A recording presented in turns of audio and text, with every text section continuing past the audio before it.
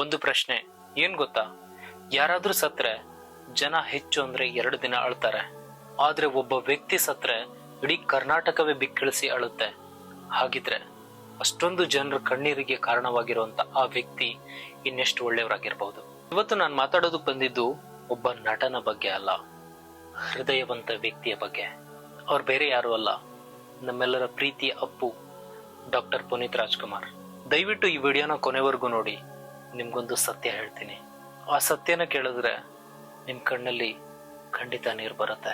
ನನ್ಗಿನ್ನೂ ನೆನಪಿದೆ, ಅದು 2021 ಅಕ್ಟೋಬರ್ 29. ಅವತ್ತು ನಾನು ಮೊಬೈಲ್ ಸ್ಕ್ರೋಲ್ ಮಾಡ್ತಾ ಕೂತಿದ್ದೆ. ಆಗ ತಕ್ಷಣಕ್ಕೆ ಒಂದು ಸುದ್ದಿ ಬರುತ್ತೆ, ಅಪ್ಪು ಸರ್ ಇಲ್ಲ, ನಮ್ಮನ್ನೆಲ್ಲ ಬಿಟ್ಟು ಹೋಗಿದ್ದಾರೆ ಅಂತ. ಮೊದಲಿಗೆ ಇದೊಂದು ಫೇಕ್ ನ್ಯೂಸ್ ಇರ್ಬೇಕು ಅಂತ ನಾನು ಕೂಡ ಅನ್ಕೊಂಡೆ.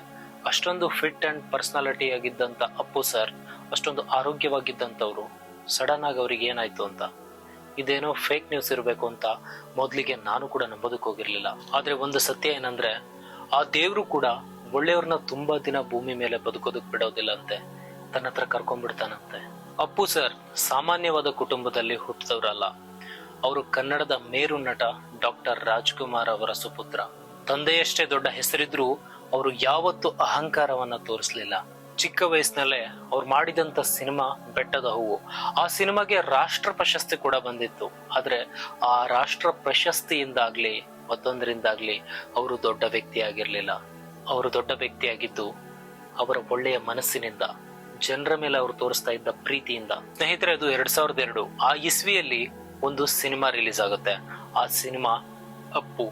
ಆ ಸಿನಿಮಾ ರಿಲೀಸ್ ಆದಾಗ ಕರ್ನಾಟಕಕ್ಕೆ ಒಬ್ಬ ಸೂಪರ್ ಸ್ಟಾರ್ ಹುಟ್ಕೊಂಡಿದ್ರು, ಅವರೇ power star Puneeth Rajkumar. Appu sir ಅಷ್ಟು ದೊಡ್ಡ ಸ್ಟಾರ್ ನಟ ಆಗಿದ್ರು ಯಾವತ್ತೂ ಅವರು ಜನರ ಮಧ್ಯೆ ಇರೋದಕ್ಕೆ ಇಷ್ಟಪಡ್ತಾ ಇದ್ರು. ಅತ್ಯಂತ ಹೆಚ್ಚು ಜನರ ಜೊತೆಗೆ ಬೆರೀತಾ ಇದ್ರು. ಯಾರಾದ್ರೂ ಅಭಿಮಾನಿಗಳು ಸೆಲ್ಫಿ ಕೇಳಿದ್ರೆ ತಮ್ಗೆ ಟೈಮ್ ಇಲ್ಲ ಅಂದ್ರೂ ಕೂಡ ಅಭಿಮಾನಿಗಳಿಗೋಸ್ಕರ ಸ್ವಲ್ಪ ಟೈಮ್ ಅನ್ನ ಕೊಟ್ಟು ಎಲ್ರಿಗೂ ಕೂಡ ಒಂದು ಫೋಟೋನ ಕೊಟ್ಟು ಅವ್ರನ್ನ ಖುಷಿ ಪಡಿಸಿನೇ ಅಪ್ಪು ಸರ್ ಮುಂದೆ ಹೋಗ್ತಾ ಇದ್ರು. ಯಾವ ಅಭಿಮಾನಿಗಳಿಗೂ ಕೂಡ ಬೇಸರ ಉಂಟು ಮಾಡ್ತಾ ಇರ್ಲಿಲ್ಲ. ಇನ್ನೊಂದೇನಂದ್ರೆ, ಅವ್ರು ಯಾವಾಗ್ಲೂ ನಗ್ತಾನೆ ಇರ್ತಿದ್ರು. ಇದು ತುಂಬಾ ಜನರಿಗೆ ಗೊತ್ತಿಲ್ಲ ಅನ್ಸುತ್ತೆ. ಅಪ್ಪು ಸರ್ 1800 ಮಕ್ಕಳಿಗೆ ಸ್ವತಃ ತಾವೇ ಶಿಕ್ಷಣ ಕೊಡಿಸ್ತಾ ಇದ್ರು.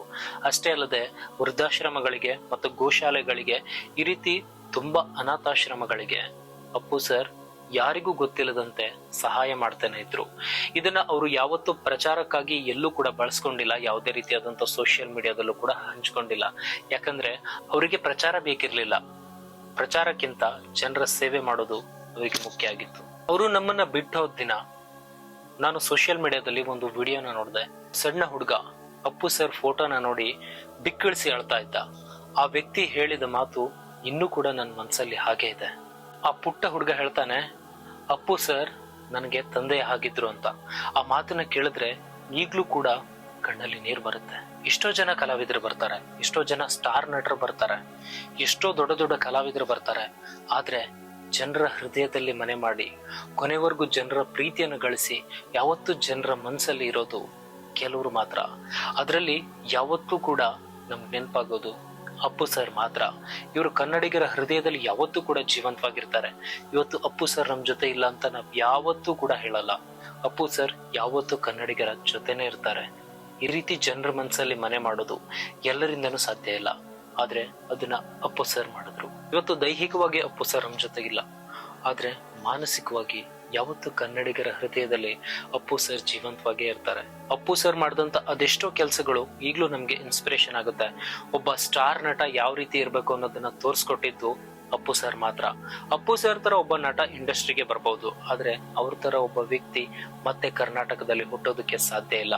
ಯಾಕಂದ್ರೆ ಅಂತಹ ವ್ಯಕ್ತಿತ್ವ ಎಲ್ಲರಲ್ಲೂ ಬರಲ್ಲ, ಅದು ಒಬ್ಬರಲ್ಲಿ ಮಾತ್ರ ಸಾಧ್ಯ. ಅದೇ doctor Puneeth Rajkumar. Wish you happy birthday sir. ಇವತ್ತು ದೈಹಿಕವಾಗಿ ನೀವು ನಮ್ ಜೊತೆಗಿಲ್ಲ, ಆದ್ರೆ ಮಾನಸಿಕವಾಗಿ ಕನ್ನಡಿಗರ ಹೃದಯದಲ್ಲಿ ಯಾವತ್ತೂ ಇರ್ತೀರಿ, ಕೊನೆವರೆಗೂ ಇರ್ತೀರಾ ಸರ್. ಸ್ನೇಹಿತರೆ, ಇವತ್ತು ಅಪ್ಪು ಸರ್ ಬರ್ತ್ಡೇ. ದಯವಿಟ್ಟು ಕಮೆಂಟ್ ಬಾಕ್ಸ್ ಅಲ್ಲಿ ಅವರಿಗೆ ವಿಶ್ ಮಾಡಿ ಹೋಗಿ. ಯಾವುದೇ ಕಾರಣಕ್ಕೂ ಕಮೆಂಟ್ ಮಾಡದೆ ಹಾಗೆ ಹೋಗ್ಬೇಡಿ. ದಯವಿಟ್ಟು ಅಪ್ಪು ಸರ್ಗೆ ನಿಮ್ ಕಡೆಯಿಂದ ಒಂದು ವಿಶ್ ಇರ್ಲಿ. ಸ್ನೇಹಿತರೆ, ಈ ವಿಡಿಯೋನ ಆದಷ್ಟು ಶೇರ್ ಮಾಡಿ. ಯಾಕಂದ್ರೆ ಒಬ್ಬ ಒಳ್ಳೆ ವ್ಯಕ್ತಿಯ ಬಗ್ಗೆ ನಾವು ಮಾತಾಡಿದಾಗ ಅದನ್ನ 4 ಜನ ನೋಡಿದ್ರೆ ಅವ್ರ ಬಗ್ಗೆ ನಾವು ಮಾತಾಡಿದೀವಿ ಅಂತ ನಮ್ಗೊಂದು ಖುಷಿ ಆಗುತ್ತೆ. ಈ ವಿಡಿಯೋ ಮಾಡಿದ್ದಕ್ಕೆ ಏನೊಂದು ಸಾರ್ಥಕತೆ ಅಂತ ಇರುತ್ತೆ. ದಯವಿಟ್ಟು ಈ ವಿಡಿಯೋನ ಆದಷ್ಟು ಶೇರ್ ಮಾಡಿ.